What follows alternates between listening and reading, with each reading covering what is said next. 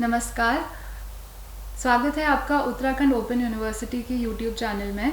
मैं हूं Harshita Mehta, assistant professor AC, department of journalism and media studies में। आज 18 अप्रैल को यूनिवर्सिटी के सीका यानी centre for internal quality assurance द्वारा एक स्पेशल लेक्चर सीरीज़ ऑर्गेनाइज करी गई, जिसमें यूनिवर्सिटी को सौभाग्य प्राप्त हुआ प्रोफेसर अशोक कुमार गाबा को इनवाइट करने का, होस्ट करने का और उनको सुनने का, जहां उन्होंने graduate employability and National Skill Qualification framework NSQF पर लेक्चर दिया। Professor Ashok Kumar Gaba National Council for Vocational education and Training NCVET के एग्जीक्यूटिव मेंबर हैं। NCVET Ministry of Skill Development and Entrepreneurship, Government of India की एक शीर्ष संस्था है जो व्यावसायिक शिक्षा और प्रशिक्षण की गुणवत्ता, मानक और मान्यता को देखती है। यह ट्रेनिंग प्रोवाइडर्स, अवार्डिंग बॉडीज़ और असेसमेंट एजेंसीज को मान्यता देती है और स्किल कोर्सेज को national skills qualification framework NSQF के अनुसार व्यवस्थित करती है। प्रोफेसर गाबा ने Indira Gandhi national open university IGNOU में लंबे समय तक professor of vocational education and training and as director अपनी सेवाएं प्रदान करी हैं। वे open, distance and online learning, vocational education, skill development, research methodology and economics of education में स्पेशलाइज करते हैं। संक्षेप में, प्रोफेसर अशोक कुमार गाबा केवल एक नीति निर्माता नहीं हैं, वे एक रिसर्चर हैं, एजुकेटर हैं, इंस्टीट्यूशनल बिल्डर हैं और अब एक नेशनल रेगुलेटर भी हैं। And today we have the honour of hosting him in our very own university studio. Please join me in welcoming professor Ashok Kumar Gaba. Sir, Uttarakhand open University बहुत रिमोट लोकेशंस में students को serve कर रही है, दूरस्थ क्षेत्रों से लोग आते हैं। तो मुझे ये जानना है कि कैसे national Skill Qualification framework open और डिस्टेंस लर्निंग के साथ मिलकर इन स्टूडेंट्स की सहायता कर सकता है। यस, ये बहुत अच्छा क्वेश्चन पूछा है आपने। ये उत्तराखंड जो हमारा राज्य है उसके हिसाब से, जैसे कि आपने पूछा कि ओपन यूनिवर्सिटीज़ NSQ जो नेशनल स्किल क्वालिफिकेशन फ्रेमवर्क के हिसाब से कैसे हेल्प कर सकता है यहाँ के रीजन के लोगों को।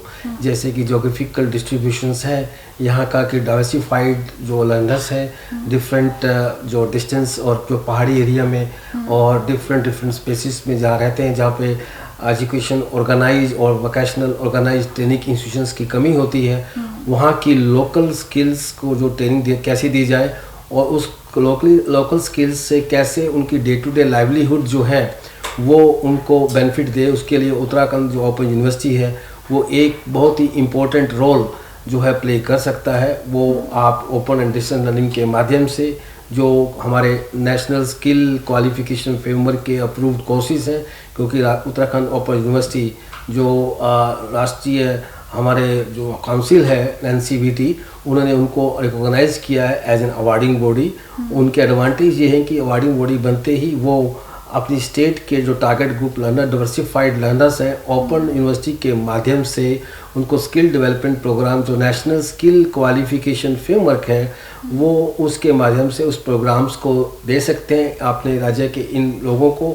और वो जो हमारे स्टूडेंट जो ट्रेनी इस प्रोग्राम में हिस्सा लेंगे उनके लिए एडवांटेज ये होगा कि कोई भी कोर्स जो हमारी उत्तराखंड ओपन यूनिवर्सिटी से NSQF अलाइंड कोर्सेज को वो कंप्लीट करते हैं, उनके जो जॉब अपॉर्चुनिटीज़ के चांसेस बढ़ जाते हैं। वो कहीं पे भी उनकी जॉब के लिए जो एलिजिबिलिटी है कि उनकी जो स्किल जो NSQF अलाइंड कोर्सेज से अप्रूव्ड हुई है उनको एम्प्लॉयर रिकॉग्नाइज कर सकता है और जॉब की अपॉर्चुनिटी बढ़ सकती है।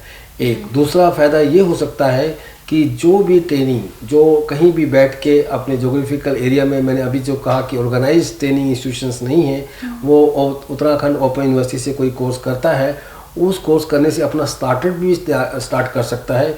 जैसे कोई ऐसी स्किल नीड की ज़रूरत पड़ी, ऐसी सिचुएशंस आती हैं। जैसे एक एग्जांपल देता हूँ कि कोविड के टाइम हमारे यहाँ जो है एक हेल्थ केयर वर्कर्स की इतनी अचानक डिमांड हुई। यदि कोई डिस्टेंस लर्निंग से भी प्रोग्राम कोर्सेज और NSQF अलाइन कोर्सेज को जिन बच्चों ने ट्रेनिंग की है उनको पहले एडवांटेज इस सिचुएशन में दी जाती है, सरकार की तरफ से भी और प्राइवेट सेक्टर की तरफ से। ये जो रोल है NSQF का, पॉजिटिव रोल लोगों की डे टू डे लाइफ, उनकी इनकम अर्निंग और उनके सेल्फ एम्प्लॉयबिलिटी और एम्प्लॉयबिलिटी अपॉर्चुनिटीज़ में बड़ा पॉजिटिव रोल अदा करता है। जी सर। सर जब हम स्किल लर्निंग की बात करते हैं तो स्किल लर्निंग में ज़्यादातर स्टूडेंट से एक्सपेक्ट किया जाता है कि वो क्लासरूम्स में आए या वो लैब वर्क हो या फिर वो किसी तरह का प्रैक्टिकल ट्रेनिंग हो, उनसे एक्सपेक्टेशन की जाती है कि वो यहाँ आके वो स्किल सीखें। पर सर डिस्टेंस लर्निंग में यही हमारा एक सबसे बड़ा चैलेंज है कि स्टूडेंट ज़्यादातर हमारे वहाँ नहीं आ पाते हैं।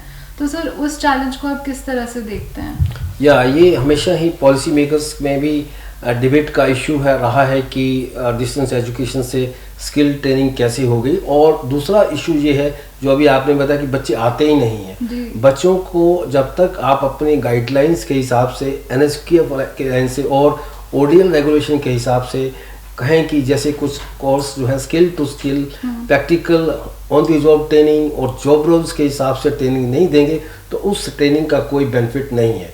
यदि बच्चे नहीं आते हैं तो वो उनका वो अपना लॉस होता है। उसके लिए डिलीवरी पहले पार्ट देखें कैसे ODL से ट्रेनिंग दी जाएगी, फिर दूसरा पार्ट देखें कि बच्चे क्यों नहीं आते।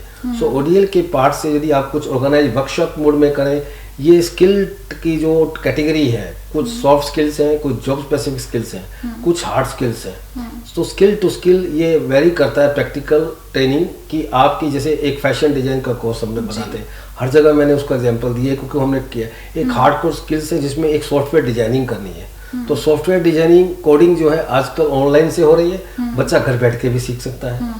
और यदि हमने अभी फैशन डिजाइन की स्किल की बात की, हमने ऑनलाइन हमने उसको एक्सपेरिमेंट किया और लाइव क्लासेस डेमोन्स्ट्रेशन यूट्यूब की जैसे आप करते हैं ऐसे हम लाइव सेशन लिए और फेसबुक सोशल नेटवर्क से ट्रेनिंग दिया। गूगल जो हमारे लाइव क्लासेस लगती हैं या ब्लैक बोर्ड स्मार्ट क्लासेस लगाते हैं उसके थ्रू भी हमने ट्रेनिंग दिया है। ये ODL के डिजिटल माध्यम से जो हम बच्चों को प्रैक्टिकल कोर्सेज की ट्रेनिंग देंगे जहाँ पे दी जा सकती है, लेकिन जहाँ हैंड्स ऑन एक्सपीरियंसेस की बात आती है कि मुझे ऑटोमोबाइल का स्कूटर खराब हो गया उसको ठीक करना है और मेरी गाड़ी खराब हो गई वो ठीक करना है, या there are so many skills. अभी एक ड्रोन जो है हमारा ड्रोन चल रहा है उसकी स्किल बनाने की चल रही है, उसके लिए लैब्स होती हैं। यदि उत्तराखंड ओपन यूनिवर्सिटी अपने रीजनल सेंटर और स्टडी सेंटर और अपने हेडक्वार्टर्स में वर्कशॉप मोड में ट्रेनर्स की लैब रिसोर्सेज जो उनको चाहिए वो लगाएं, ट्रेनर जो है एक्सपर्ट जो NSQF अलाइन कोर्सेज के एक्सपर्ट हैं उनको बुला के ट्रेनिंग की वर्कशॉप करें और उसमें ये लिखें अपनी प्रोग्राम गाइड में कि ये 75% से 100% जैसे हमने कहा अपने प्रोग्राम में वो मस्ट है। Practical classes are must in your vocational skill courses as per NSQF and ODL regulation. Definitely बच्चे को अटेंड करनी होगी, अदरवाइज बच्चा नहीं आ पाता है। जो क्लासेस लगी, जो आपने वहाँ पे हैंड्स ऑन एक्सपीरियंसेस किए, वो ट्रेनिंग करके रिकॉर्ड करके आप उन बच्चों को कह सकते हैं कि आप इसको देखिए और इन्हें किसी कारणवश नहीं कर पाए, कोई मेडिकल इमरजेंसी हो गई या कुछ और अनवाइबल सर्कमस्टांसेस हैं जो नहीं बता सकता है बच्चा, उसके लिए ब्लेंडेड अप्रोच से कि ठीक है 50% आप देखो ये जो हमने आपको क्लासेस लगाई हैं क्या सीखे, उसका प्रायर लर्निंग टेस्ट लीजिए। प्रायर लर्निंग टेस्ट लेने के बाद फिर उसको नेक्स्ट वर्कशॉप में बुलाइए, कोई मौका दीजिए और वो आए और वो परफॉर्म करता है, तो इस तरह ब्लेंडिंग अप्रोच से भी उस बच्चे को मोटिवेट किया जा सकता है। जी सर, अब जैसे हम लोग 2026 में आ गए हैं और AI का प्रचलन आप जानते ही हैं कितना बढ़ गया है, तो सर मैं जानना चाहती हूँ कि जो NSQF फ्रेमवर्क है वो कितना फ्यूचर रेडी है, क्योंकि अब जो हम स्किल सिखाना चाह रहे हैं स्टूडेंट्स को वो कहीं ना कहीं AI के आने से अफेक्ट तो होंगी, स्पेशली जो कोडिंग स्किल्स हैं, तो उसमें आपकी क्या राय है? बहुत ही अच्छा क्वेश्चन ये पूछा है आपने, क्योंकि रोल ऑफ AI का जॉब हटाने का नहीं है, वो जॉब क्रिएट करने का है। AI में काफ़ी लोगों में भ्रम है कि काफ़ी लोग जॉब चली जाएगी, जॉब नहीं जाएगी, उसके हिसाब से अपस्किलिंग की जरूरत है। It all depends upon the employers what type of skill man power he or she needed for employing the your all skill man power respective enterprises. यहाँ पे जो इशू है कि आपका AI का रोल ऑल सेक्टर्स में है। हमारे national Council for Vocational education training ने अभी एक स्कीम स्टार्ट की है SOAR के अंदर कोई भी बच्चा बिना फीस के आपसे रजिस्टर करिए और वो सर्टिफिकेट आप लीजिए ट्रेनिंग का प्रायर करें। फिर यदि एनहेंसमेंट करना है level 1 NSQF online course level 1 level 2 level 3, उसके लिए भी हमने अभी अपनी जो NCVT ने मोर देन 90 कोर्सेज को AI का डिफरेंट सेक्टर में, AI in health sector, AI in your home sectors, AI in your textile sector, AI in tourism sectors, AI role in media sectors. So there we have approved the skills, and more than 25th or 26th our awarding bodies, they are offering these programs as per the NSQF aligned courses. So इन बच्चों को और आपके Uttarakhand open university को कुछ ऐसा course जो यार ऑलरेडी अप्रूव्ड NCVT में है उनको अडॉप्ट करें, क्योंकि आप ऑलरेडी अवार्डिंग बॉडी हैं, और या उस AI में कोई नया कोर्स क्वालिफिकेशन लेके वो यदि अपने बच्चों को सारे जो प्रोग्राम बच्चे किसी भी कोर्स में पढ़ रहे हैं, चाहे वो BA है, चाहे BCom है, चाहे मास मीडिया टूरिज्म है, उनको वो कोर्स को कंपलसरी दें ताकि उन बच्चों को AI की नॉलेज हो। AI is very much needed to every learner whenever any programmes, and it will help them to enhance the employability, and not only enhance the employability but also it can help for your startup or self employment or become a successful entrepreneur. Yes sir. Sir ज़्यादा समय ना लेते हुए मैं आपसे एक last question पूछना चाहती हूँ कि जैसे आप जानते हैं उत्तराखंड में माइग्रेशन काफ़ी बड़ा प्रॉब्लम है। हालांकि यहाँ पे एक बहुत बड़ी वर्कफोर्स रेडी है, यंग लोग हैं, बट ज़्यादातर जब भी पढ़ाई की बात आती है या काम की बात आती है वो बड़े शहरों में जाना प्रेफर करते हैं। सर हमारे open and distance learning education के थ्रू हम कोशिश तो कर रहे हैं कि हम सभी क्षेत्रों तक वो स्किल्स और नॉलेज प्रोवाइड कर पाए, पर सर क्या NSQF फ्रेमवर्क के साथ मिलकर उत्तराखंड ओपन यूनिवर्सिटी कुछ एक ऐसी एक पहल शुरू करे कि ये जो ट्रेंड है माइग्रेशन का वो रिवर्स हो सकता है स्किल्स पे ध्यान रखते हुए? Do you think that it's possible? Again, it is a very good question, the context of Uttarakhand, and I think Uttarakhand में डिस्ट्रिक्ट वाइज मैंने आज मॉर्निंग में भी कहा है कि एक स्किल गैप स्टडी करें आप लोग, और उत्तराखंड ओपन यूनिवर्सिटी इनिशिएट करें यदि ऑलरेडी नहीं है। मुझे लगता है कि Uttarakhand government sector skill councils हैं, स्किल कमीशंस हैं, और डिस्ट्रिक्ट लेवल पे कुछ स्टडी होंगी, नहीं है तो why not Uttarakhand open university वो एक डिस्ट्रिक्ट वाइज जो अभी हम सेंटर भी बनाने जा रहे हैं तो वो एक स्टडी करें कि किस डिस्ट्रिक्ट में कहाँ कहाँ स्किल की नीड है। और दूसरा, everybody would like to have their own city to work if he or she get opportunity to work. People migrated from their own state or own district because of employment and job is not available in respective states or district. They are not going, if choice should be given, if somebody is earning more in their metro cities and somebody earning 20% less in their own, so people will give more preferences there. But if you see some of the 10 to 20% maybe, and no migration study available which says ki no, somebody would like to settle in metro cities because of calmness and opportunities of employability and career growth and all that.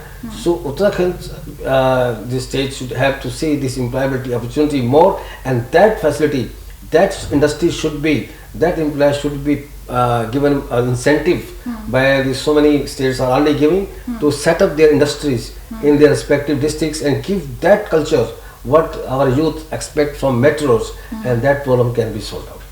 Okay sir, thank you so much, आपने इतना time दिया और इतने अच्छे से सारे questions का इतने डिटेल में आंसर करने के लिए। We hope that you come here again and enlighten us with your knowledge. Thank you so much, sir. Thank you. I wish all the best my youth in Uttarakhand state, and I wish they should also get more job roles and more good qualifications and certificate program Uttarakhand Open University. Wish you all the best. Thank you, sir. Thank you.